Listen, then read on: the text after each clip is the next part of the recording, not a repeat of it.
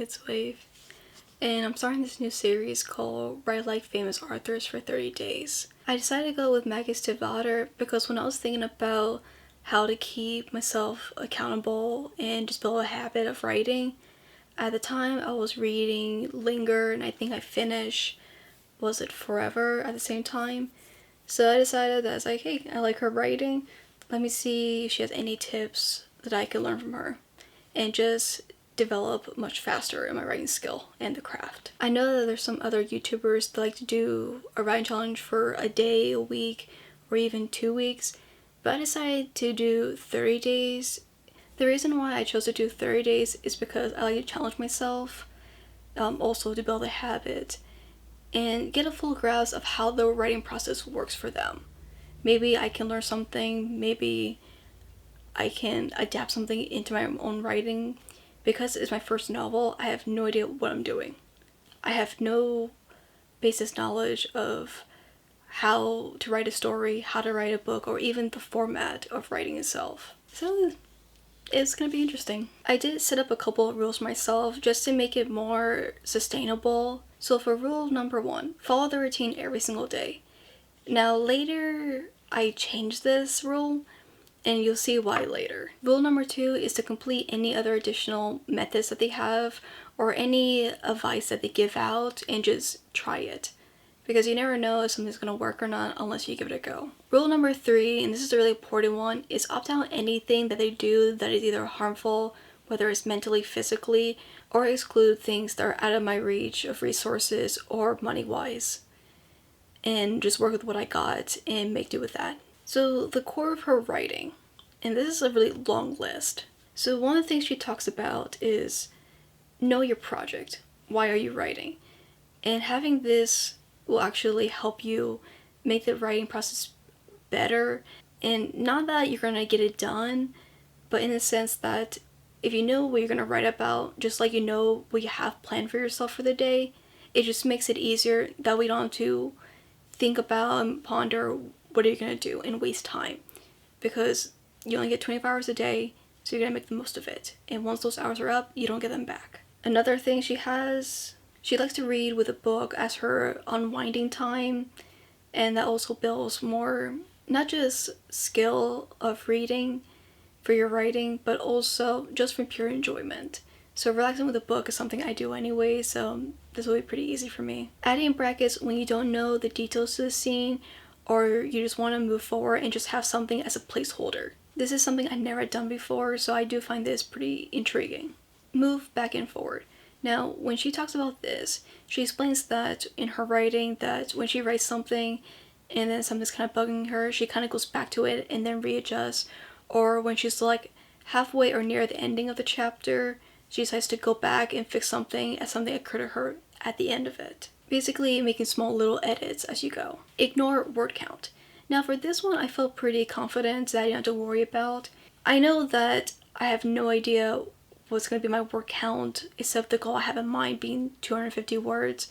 So with that in mind, I'm just going to go with the flow and have, my software fade in, not have the word count. I don't remember if I did or not.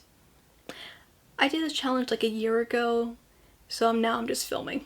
Now for her writing routine is basically 7 in the morning, it's just a lot of thinking, whereas 4 to 10 in the afternoon is for actual writing. One of the things she talks about also in her writing is about the settings.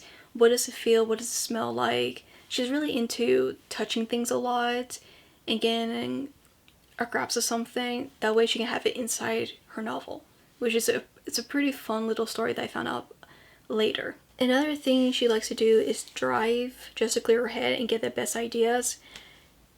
When I started this challenge, we were in lockdown, so I couldn't do that. For safety, I decided to opt it out as well. Additional tips and advices that she gives out. Create unique metaphors. She's very into making a lot of metaphoric imagery, but also not really into the whole simile. It just makes you think, and it also makes her characters very interesting because they're not like a plain and white stereotypical dumb teenagers and all that. And I'm talking about the Shiver series. They're more complex characters and They make you think twice about a teenager. They are more than meets the eye, touching things that you want in your book. Now, I said this before that she likes her sensory detail, and for this was pretty cool because that for one of her scenes, she was describing a mountain, but she didn't know what it felt like, so she literally took a vacation trip just to go over there just to touch it. That was it. For the whole entire trip was just to go to the mountain. That was only less than a paragraph or maybe like 2 sentences just for that one thing. But if she doesn't touch something and get a feel of it, she can't describe it. And that's one of the things I enjoy about her writing is the imagery that she gives, because it just feels real, as if you were there yourself. And one of the last things she has is focus on conflict, characteristics, emotional journey, their unique viewpoints and quirks. I didn't make the realization, but good conflict is what makes stories so good. That's why I enjoyed her Shiver series so much, is because there was a lot of conflicts. There was like the main conflict of the whole werewolf thing and Sam, and then there was also minor conflicts, which was dealing with family relationships as well. I also wanted to mention some of the quotes that she actually said in interviews, and I just found them hilarious, but some were actually useful. So one of them was, "We all suck, it's just a question of practicing." It feels good to know that even as a famous author as herself that's been writing for years at this point, still struggles with writing, but also takes in that know what you learned and then just do better. And this is actually what I needed to hear because I'm pretty a perfectionist, and I probably would say this a bunch of times in my writing videos. And it's just reassuring to know that I'm not the only one that struggles. Her next quote is, "Write for yourself and not for your audience." I absolutely agree with this one, because how many times have we done things for others thinking that that's what they want and nothing comes out right? And writing for yourself, you know what the story is and why it holds dear to you. And maybe not everybody will agree with it, but there's some that actually will, and that's why books like Shiver get so popular, because people resonate with it. Another thing about writing for yourself is that you know what you want and there's no doubts that come into it. Whereas if you're doing it for somebody else, one, the story doesn't do well because the quality isn't there. It's not fully hard. And you're always second guessing yourself thinking, is this going to be good for the so-and-so? Is it going to be good for publishing? Those things really downgrade your writing and your passion for the project. Steal people in real life. This is hilarious, but I actually do this too because I'm really observant of people. So there's times where she actually hears conversations from people, not that she meant to eavesdrop, but it's just having a conversation in general, and she hears something funny, just like, watch it, now I'll use it in my book now. And there are things that, especially for traveling, or even if you go for like a staycation, you would just hear random things out of somebody's mouth that you never would have actually thought of saying yourself. Some are good, some are just not pleasant, but they add more character and it makes you reflect. Now, how I'm going to break this down is that I'm going to go by grouping most of the days, or any of the days that I've written down that were mostly significant, because majority of the challenge, it was basically consistent. And with that said, this is my experience of writing like Maggie Stiefvater for 30 days. So when I started the challenge for the first day, I actually put headphones on at 7 a.m. and just walked around the house thinking. Because normally when I get my ideas, I have to be walking around and listening to music. And when it comes to music, it has to be a song that resonates with a character or a scene. I kind of think of it as like watching a movie, and you know how the B-roll clips just match the tone of it, or like breaking down to a new scene, or even some like hard emotional scenes where the music is just dialed up to it and just flows with it. So that's how my mind processes of building ideas, thinking like if it was a movie. I forgot to mention that when it comes to specifically where she writes at, it's basically anywhere in the house or wherever she feels comfortable.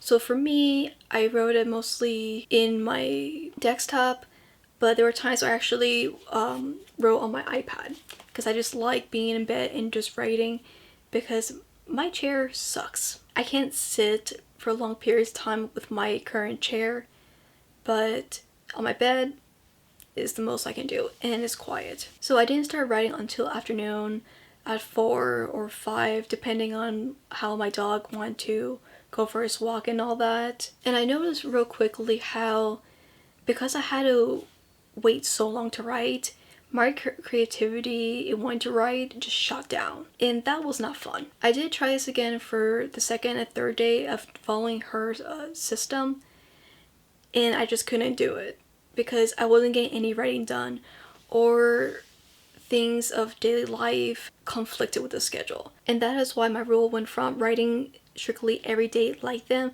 to attempting to do it one time and then just get done as much as I can of trying other things throughout the whole month. If I didn't do that, there was no way I was going to be able to finish the challenge because I would have been so upset and frustrated, and then no writing would have got done.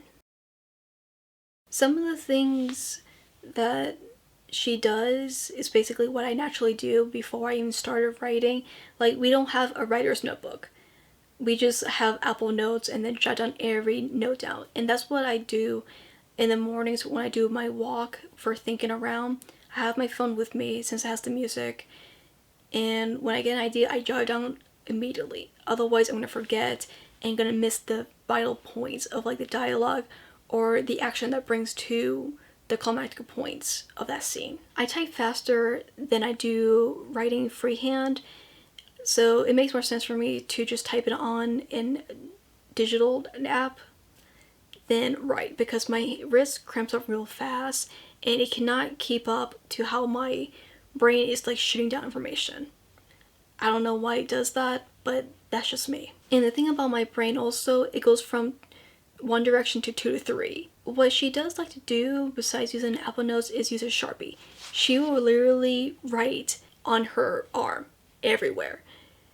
And that's the thing I omitted from the challenge, because trying to write everything down my arm will be pretty terrible because I'll have to scrub every single day, and I can see that just building a rash or some type of infection. So I didn't do that. It works for her, but I wasn't, no. I decided to write in the morning, that way I can just get it done, but also nobody's bothering me at that time. So it made sense just to get it out of the way, then wait and bring up everything I got.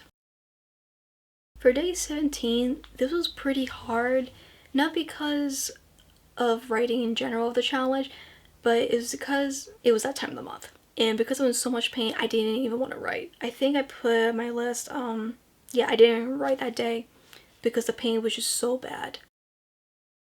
I was in a little of a rut for several days.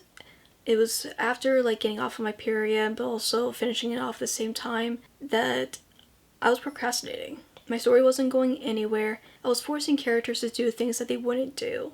I had in my mind that it's like, oh, this is gonna happen this way. And then the story kept getting me stuck. And then I realized that that's not how actually they would have done it. So losing the character's voice, I had to somehow bring it back, and then once I did that, it got better. The trick that I discovered, that when characters are resisting on doing what you want, that means that they have something else better that you just don't know yet. I had to scrape the outline, redo it several times for the chapter. After writing for an hour, I had to do some errands, so I had to be outside. But while I was outside, I actually took in Stiefvater's advice and started to observe more, but actually touch things. Now, I wouldn't do that in general, but I just felt bold to do it. So touching things like a metal plate of the school that they recently just put into the city hall or something, and just touch things and then jot down things, and then I had ideas for other things that I want to work on, but in the future. So I don't know if they'll become short stories or not, but they were there because I actually did that, and I started to pay attention to things. I did put outlining on hold for a bit because I had major writer's block and I just couldn't progress further. And the rest of the days after that were basically meshed together, and I can't recall if there was anything significant or not, but from what I've wrote down, It was basically, I was doing the routine over and over again and just kept writing. Since I was slacking so much on the outline, I decided to redo it because I wasn't liking how chapter 1 came out. It did help me reconfigure some things, and it did give me new ideas from what I've jotted down. When I didn't feel like writing the chapter in order, I just went by what did I feel like writing. And she also mentions that too. So because of that, it actually made the whole month bearable. So the things that I enjoyed about this challenge: the brackets. This was such an amazing little hack that she does. And so what I do is that whatever I have something that I don't know yet, I just put in and call it like a buffer or a transition or something that needs to go in between, and then just move on because I don't have it yet. And I'd rather just continue to write than be stuck on it for like 30 minutes trying to figure it out and become frustrated and not write any more than I could have for that day. Another thing that I actually used the brackets for was typing in the initials of the characters and the scene of it.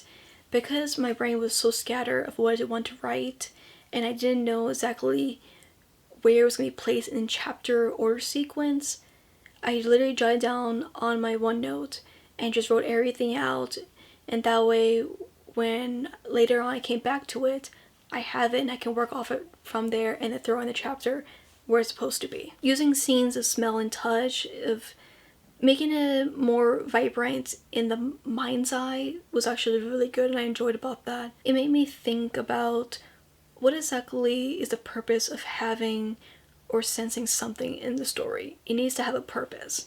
So one of the things I actually did was touch my journal, and even though the journal wasn't exactly what I wanted the chapter to feel like, I was able to touch the pages and get a feel of, it's like, hey, there's pages, a journal has pages, and just work off of that. This helped me get in tune with the character's visual eye of what they see in front of them, and I've actually enjoyed that quite a bit. Knowing what to write was a good thing for me because it kept me from staring at the screen for so long and not write anything. I just went by what did I feel like that day, what did I want, or what was like on my mind that it just needed to be let out. I got more done that way, when before my thought process of writing a novel was write it in chapter order. For me, for knowing what to write, I was chasing down the emotional parts that were really hitting home, or scenes that were very critical to the story and the structure of it. And that left me in the state of flow of writing that I got lost into it. And I love the state of flow because you lose track of time. And when you're done writing, you realize like, oh wow, the time is like now afternoon. Walking around in the morning and just being in tune with the music helped me get closer to the characters, their stakes, their conflicts, and finding more things about them that I didn't know before. The thing that did help me though was doing an outline of just having like pre-plan. So that kind of gave me space for like brain dumping of what I wanted to write, but also build off from it.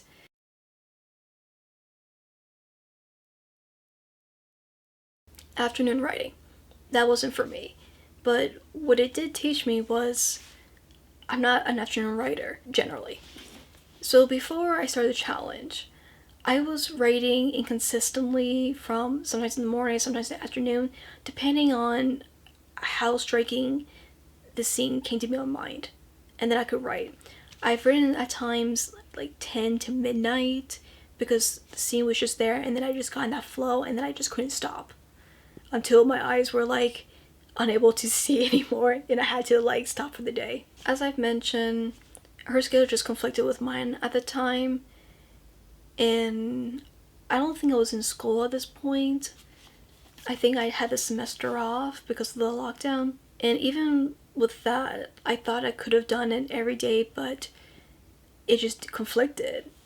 You know, my dog is very high maintenance, and if he doesn't go out certain times, he either pukes or causes chaos in the house or starts barking and all that, and I can't control that. Cooking was another thing that consumed a lot of my time. Since I'm the one that cooks in the house majority of the time, I was in the kitchen for like an hour or two, and for every 2 or 3 days, or every other day because my family just eats a lot of food. And that was annoying. You know, it's just one of the things that you need to eat, and that needs to come first before writing. Otherwise, you die.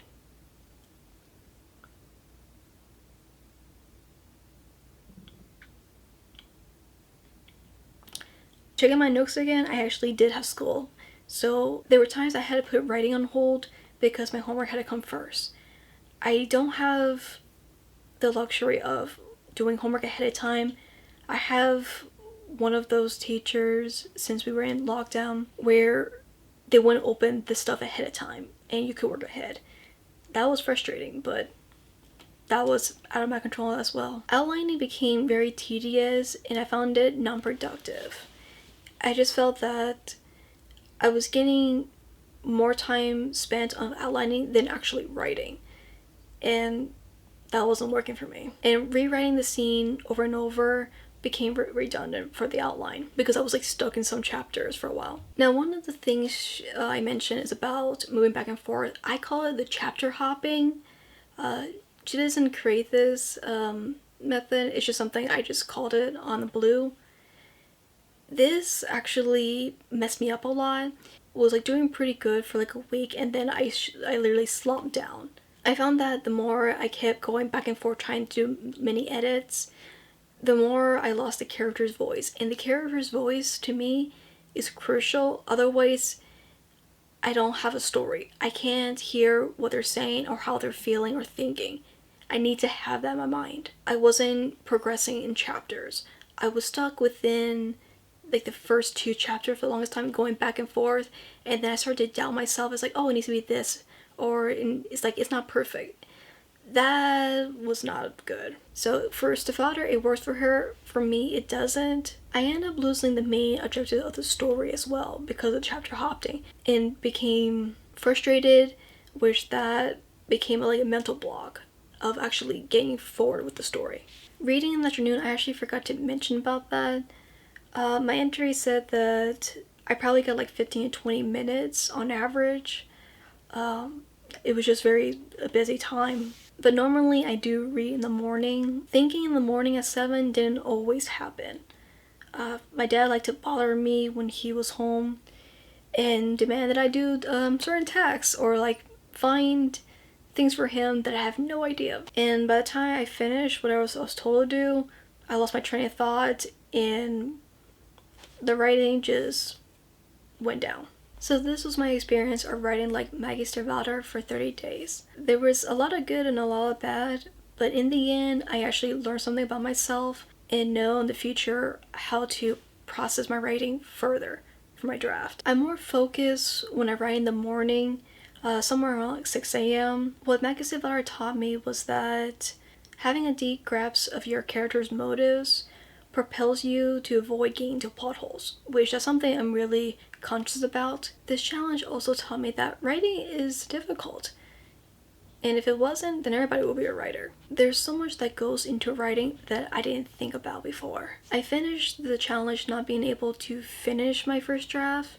My goal was actually finish the book in a whole month, which that was not reasonable at all. What I want to mainly say that my writing style is nothing like Maggie Stiefvater's, and that's okay. The way I see it from this experience is that this was something fun to do, but also show that I can get writing done. And I've learned a thing or two from a professional, so I didn't lose out on anything. I'm definitely going to keep the brackets in the future because it's just such a useful tool to have, and it just helps me keep myself organized because my brain is just scattered half the time.